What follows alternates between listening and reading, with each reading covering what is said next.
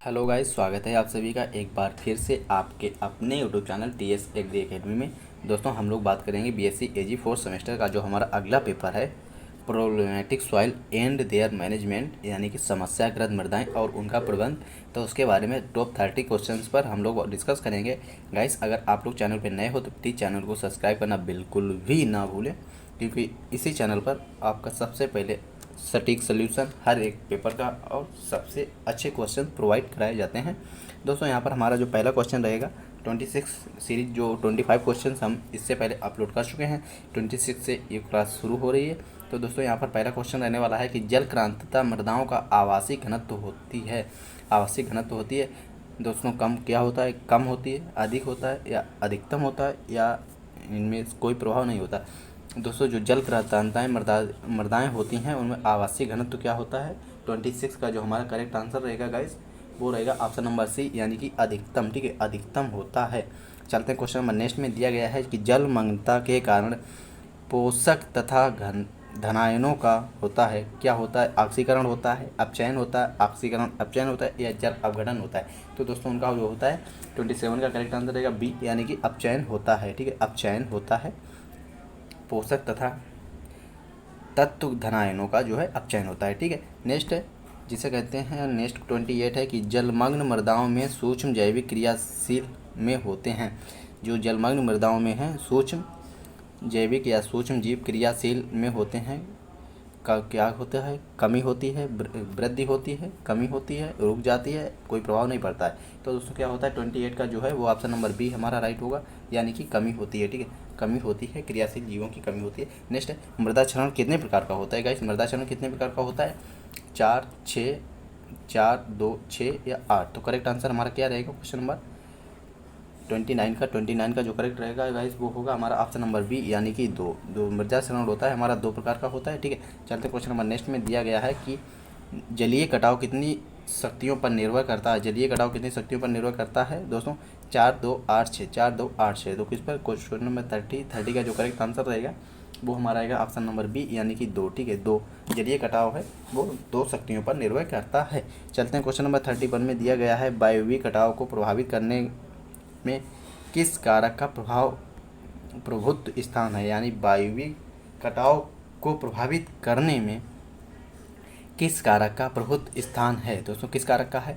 वायु का है, जल का है, उपरोक्त दोनों का है, या इनमें से कोई नहीं? तो दोस्तों, जो वायवीय कटाव के लिए जो है वो प्रभुत्व स्थान होता है वायु का। ठीक है, option number A is the right answer. Next है कि मृदा क्षरण को प्रभावित करने वाले वायवीय संबंधी कारकों में किसका प्रमुख स्थान है? जो मृदा क्षरण में प्रभावित करने वाले जलवायु संबंधी कारकों में किसका प्रमुख स्थान है? दोस्तों, किसका है? वर्षा की मात्रा का, वर्षा का वितरण का, वर्षा की प्रचंडता का, या अधिक वर्षा का। तो दोस्तों, जाहिर सी बात है मृदा क्षरण में वर्षा की प्रचंडता, यानी कि वर्षा की अधिकता। ठीक है guys, option number C is the right answer. Next question हमारा रहेगा, दिया गया निम्नलिखित में से कौन सा मानवीय कारक नहीं है? कौन सा मानवीय कारक नहीं है, यानी कि कौन सा नहीं है? जल नहीं है, वनों का कटाव, चरागाहों की चराई, या दोषपूर्ण कृषि कार्य। तो दोस्तों, ये तीनों के तीनों कार्य, यानी कि हमारे जो कि बी, डी और सी, ये तीनों के तीनों जो हैं दोस्तों मानवीय कारक हैं, लेकिन जो जल हमारा है वो मानवीय कारक नहीं है, इसीलिए हमारा ऑप्शन नंबर ए राइट होगा, यानी कि जल जो है मानवीय कारक नहीं है मृदा कटाव का। ठीक है, नेक्स्ट दिया गया है कि जल द्वारा मृदा क्षरण की प्रक्रिया कितने चरणों में पूर्ण होती है? दोस्तों, जल द्वारा मृदा क्षरण की प्रक्रिया कितने चरणों में पूर्ण होती है? 4, 2, 5 या 6। तो दोस्तों, कितने चरणों में होगी? वो होगी 2 चरणों में। ठीक है, 2 चरणों में पूरी होगी। क्वेश्चन नंबर 34 का जो करेक्ट आंसर है वो हमारा है ऑप्शन नंबर बी। ठीक है, चलते हैं क्वेश्चन नंबर नेक्स्ट में। दिया गया है कि कालांतर में जब क्षुद्र सरिता विकसित होकर अवनलिका का रूप धारण कर लेती है तो उसे कौन सा क्षरण कहते हैं? दोस्तों, कौन सा क्षरण कहते हैं? क्षुद्र सरिता, अवनलिका, हिमानी, या सागरीय। तो क्वेश्चन नंबर 36 का क्या रहेगा? क्वेश्चन नंबर 36 का जो रहेगा वो रहेगा ऑप्शन नंबर बी, अवनलिका। ठीक है, अवनलिका। इसका चलते हैं क्वेश्चन नंबर नेक्स्ट में। दिया गया है कि अवनलिका क्षरण की कितनी अवस्थाएं होती हैं? दोस्तों, अवनलिका क्षरण की कितनी अवस्थाएं होती हैं? 6, 4, 8 या 10। दोस्तों, अवनलिका क्षरण की जो अवस्थाएं होती हैं 37 का करेक्ट आंसर है वो हमारा ऑप्शन नंबर बी है, यानी कि 4 अवस्थाएं होती हैं अभिनलिका क्षरण की। ठीक है, नेक्स्ट है क्वेश्चन नंबर दिया गया है कि निम्नलिखित में से अवनलिका क्षरण की प्रथम अवस्था कौन सी है दोस्तों? स्थिर, निर्माण, विकास या गहराई। तो दोस्तों प्रथम अवस्था है वो है निर्माण, ठीक है, निर्माण। Option number B is the right answer. Next question देखते हैं कि यू आकार की अवनलिका का निर्माण किस प्रकार की भूमि में होता है? दोस्तों किस प्रकार की भूमि में होता है? अधो सतह की भुरभुरी भूमि पर, निचले की कठोर भूमि पर, उपरोक्त दोनों या उपरोक्त में से कोई नहीं। तो दोस्तों यहाँ जो करेक्ट रहेगा 39 का वो रहेगा अधो सतह की भुरभुरी भूमि पर। तो ऑप्शन जो हमारा ए है ये राइट रहेगा क्वेश्चन नंबर 39 में। दोस्तों आगे है हमारा 40 नंबर में दिया गया है कि संसार में कुल स्थल क्षेत्रफल कितने प्रतिशत भाग में मरुस्थल फैले हुए हैं? दोस्तों कितने प्रतिशत भाग में मरुस्थल फैले हैं? 30%, 35%, 40 या 50? 40 का जो करेक्ट आंसर रहेगा दोस्तों वो रहेगा हमारा ऑप्शन सी, यानी कि 40% भाग पर केवल मरुस्थल फैले हुए हैं। नेक्स्ट क्वेश्चन हमारा रहेगा राजस्थान का मरुस्थल हमारे देश में कितने वर्ग किलोमीटर में फैला है? दोस्तों जो राजस्थान का मरुस्थल है कितने वर्ग किलोमीटर में फैला हुआ है? गैस वो फैला हुआ है 2,08,000 वर्ग किलोमीटर में फैला हुआ है। 2,08,000 वर्ग किलोमीटर में गैस फैला हुआ है, ठीक है। इसके बाद चलते हैं क्वेश्चन नंबर नेक्स्ट में दिया गया है कि वायु द्वारा मृदा क्षरण में कितनी क्रियाएं होती हैं? दोस्तों वायु द्वारा मृदा क्षरण की कितनी क्रियाएं होती हैं? 4, 2, 3 या 5? क्वेश्चन नंबर 42 का जो करेक्ट आंसर रहेगा वो ऑप्शन नंबर सी रहेगा, यानी कि वो रहेगा ऑप्शन नंबर सी, यानी कि 3 क्रियाएं होती हैं वायु क्षरण मृदा क्षरण में। क्रियाएं होती हैं वायु द्वारा 3 क्रियाएं होती हैं, ठीक है। नेक्स्ट में हमें दिया गया मृदा क्षरण में मृदा के भार को दृष्टिकोण से उत्पादित वर्तन से कितने प्रतिशत भाग एक स्थान से दूसरे स्थान पर ले जाया जाता है? दोस्तों मृदा क्षरण में मृदा के भार के दृष्टिकोण से परिवर्तन से कितने प्रतिशत भाग एक स्थान से दूसरे स्थान पर ले जाया जाता है? तो दोस्तों 50 से 75% भाग, यानी कि ऑप्शन नंबर बी हमारा राइट होगा। इसका चलते हैं क्वेश्चन नंबर नेक्स्ट में दिया गया है निलंबन की क्रिया जो कण एक स्थान से दूसरे स्थान पर पहुंचते हैं उनका आकार कितने मिलीमीटर का होता है? दोस्तों कितने मिलीमीटर का होता है? वो होता है 0.05 से 0.1 मिलीमीटर का होता है। ओके गाइस, इसका नेक्स्ट क्वेश्चन हमारा रहेगा कि विश्व में भूमि निम्नीकरण से प्रभावित क्षेत्रफल है। भूमि निम्नीकरण से प्रभावित क्षेत्रफल क्या है दोस्तों? 228.73 मिलियन हेक्टेयर या 1964.4 मिलियन हेक्टेयर, 173.64 मिलियन हेक्टेयर या 182.03 मिलियन हेक्टेयर। क्वेश्चन नंबर 45 का जो करेक्ट आंसर है दोस्तों वो है हमारा ऑप्शन नंबर बी, ठीक है, यानी कि 1964.4 मिलियन हेक्टेयर जो है निम्नीकरण को प्रभावित क्षेत्रफल है, ठीक है। नेक्स्ट है समस्त एशिया में भूभाग निम्नीकरण से प्रभावित मृदा है क्षेत्रफल है कितना है दोस्तों? 38%, 25%, 12%, 11%। तो दोस्तों 46 का हमारा करेक्ट आंसर जो रहेगा वो हमारा रहेगा ऑप्शन नंबर ए, यानी कि 38%, ठीक है गाइस।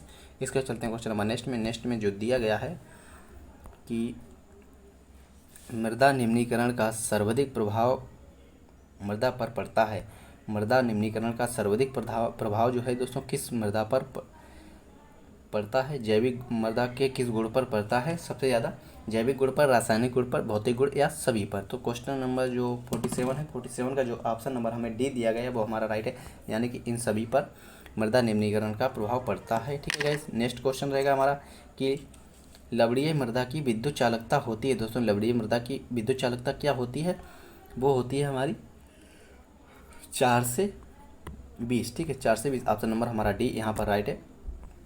क्वेश्चन नंबर चलते हैं 49 में दिया गया है कि रासायनिक मल्च के रूप में प्रयोग होता है। दोस्तों रासायनिक मल्च के रूप में क्या प्रयोग होता है? जिप्सम, चूना, लैक्टस या मोम? तो यहाँ 49 का जो करेक्ट आंसर है दोस्तों वो है लैक्टस, यानी कि ऑप्शन नंबर सी हमारा राइट आंसर है। नेक्स्ट देखते हैं कि क्वेश्चन नंबर 50 पे दिया गया है निम्नलिखित में से कौन सी तिल की किस्म नहीं है? दोस्तों कौन सी तिल की किस्म नहीं है? T13, S8, प्रताप या N31? तो S8 जो है वो तिल की किस्म नहीं है, तो ऑप्शन बी हमारा राइट था। चलते हैं क्वेश्चन नंबर नेक्स्ट में निम्नलिखित में से कौन सी सूरजमुखी की किस्म नहीं है दोस्तों? कौन सी सूरजमुखी की किस्म नहीं है? EC 86, 414, बल्गेरियम, FS 227 या EC 69,874। कौन सी है दोस्तों? 51 का जो करेक्ट आंसर है दोस्तों FS 227 जो है वो सूरजमुखी की किस्म नहीं है। इसके बाद हमारा 52 नंबर क्वेश्चन है, निम्नलिखित में से कौन सी धान की किस्म नहीं है दोस्तों? साकेत, बाला या रत्ना। तो दोस्तों ये जो है गंगा, साकेत, बाला और रत्ना, ये तीनों की तीनों जो है हमारी धान की ही किस्में हैं। लेकिन गंगा 5 है, जो गंगा 5 है दोस्तों ये मक्के की किस्म है। ठीक है, तो हमारा ऑप्शन नंबर बी राइट हो जाएगा। ठीक है, option number B Ganga. Question number next है, निम्नलिखित में से कौन सी बाजरे की किस्म नहीं है दोस्तों? HB1, HB3 या चड़ी। तो ये तीनों की तीनों दोस्तों बाजरे की हैं, मगर T4 हमारी बाजरे की किस्म नहीं है। Okay guys, option number C हमारा राइट था यहाँ पर। क्वेश्चन नंबर 54 पे देखते हैं, निम्नलिखित में से कौन सी अरहर की किस्म नहीं है दोस्तों? अरहर की PRS 72 जो है वो हमारी अरहर की किस्म नहीं है, बल्कि जो दी गई लक्ष्मी, वरुणा और AKH2 ये सभी के सभी हमारी अरहर की किस्में हैं। तो हमारी PRS 72 है, अरहर की किस्म नहीं है। नेक्स्ट, निम्नलिखित में से कौन सी कपास की किस्म नहीं है दोस्तों? कौन सी कपास की किस्म नहीं है?